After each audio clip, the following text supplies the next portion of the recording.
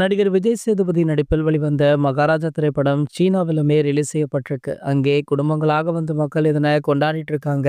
வெறும் 20 கோடிகள்ல எடுக்கப்பட்ட இந்த படம் பாத்தீங்கன்னா உலக அளவுல 109 கோடிகளை வசூலித்து சாதனையுமே படைச்சிருக்கு. இப்பொழுது இந்த படத்தை சீன மொழியில மொழிபெயர்த்து அங்கே ரிலீஸ் செஞ்சிருக்காங்க.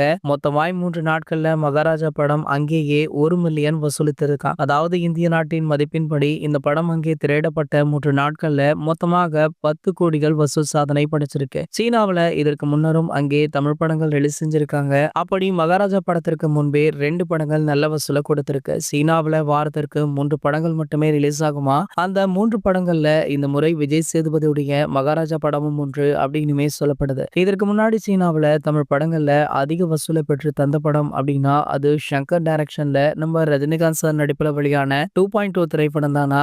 இந்த படம் பாத்தீங்கன்னா அங்க 12 கோடிகளுக்கு மேல வசூல் சாதனை படைச்சிருக்கா. இந்த சாதனை ஒரு மிகப்பெரிய அளவுல பார்க்கப்படுவதாக தற்போது வரைக்குமே சூப்பர் ஸ்டார் அவர்களே முதலிடம் வகிக்கிறார் அப்படின்னுமே தலைவர் ரசிகர்கள் சமூக வலைதளங்கள்ல பேசிட்டும் இருக்காங்க. இது போன்ற சினிமா செய்திகளை பத்தி நீங்க உடனே தெரிஞ்சுக்க நம்மளுடைய ட்ரெண்ட் செட்டர் அப்படின்ற நம்ம சேனலை சப்ஸ்கிரைப் பண்ணிக்கோங்க.